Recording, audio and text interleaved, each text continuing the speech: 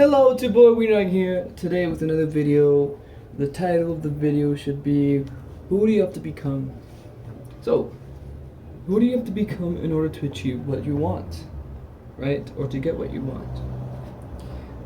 I'm going to start by saying that I have high expectations for myself because I know I can achieve great things. I have my own mantra, and that helps. It really helps to fix your own, have positive self-talk with yourself. It helps a lot to have self-esteem. And things that have fueled my self-esteem, well, have been developing and sharing cue moments with my closest friends, and improving my relationship with my family, which is a really big one. As well as having my achievements. I have my achievements written down. So whenever I'm feeling down and more motivation, I have this list of achievements I can look on and be like, hey, I'm quite a badass, right? This video in itself is an achievement because it's one step forward. Big success is made of small successes, and this is one small success towards what I want to achieve. Now back to the title of this video. I was talking to my accountability partner, and he was giving me feedback, positive criticism. And he had mentioned the idea of Allegra. Now, Allegra is a character from a movie, The Hitch. She's a very high value person. A little bit of the story is the guy, spoiler alert, the guy is, there's this guy that falls in love with Allegra, and she's so out of his league because he doesn't have game at all. So he contracts somebody help him date her, basically. But it's really irrelevant. Watch the movie. The movie is really good. The point is, in order to achieve your dreams, right, your business-wise, athletic-wise, or anything you dream of, like buying your mom a house, etc., etc., etc., think about the person you have to become in order to achieve and attract like-minded people, in order to achieve what you want, right? And that had hit me hard. I had realized that I needed to invest way more in myself. I'm going to be honest, I wasn't very hygienic at all. Hygienic. In another book I was reading, it had this topic where it mentioned are you a real Rolex or are you fake? Only you know the truth. It's like when in the gym, right? And you have a trainer and you have a training plan and you skip one rep.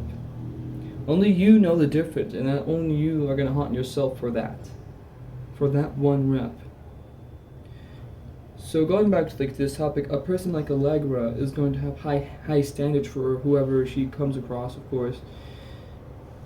And think about who do you have to become in order to achieve what you want to achieve? Whether buying a house, what would you have to do? And in that doing process, you would have to be someone in order to achieve that. And I realized that I needed to become more than what I already am.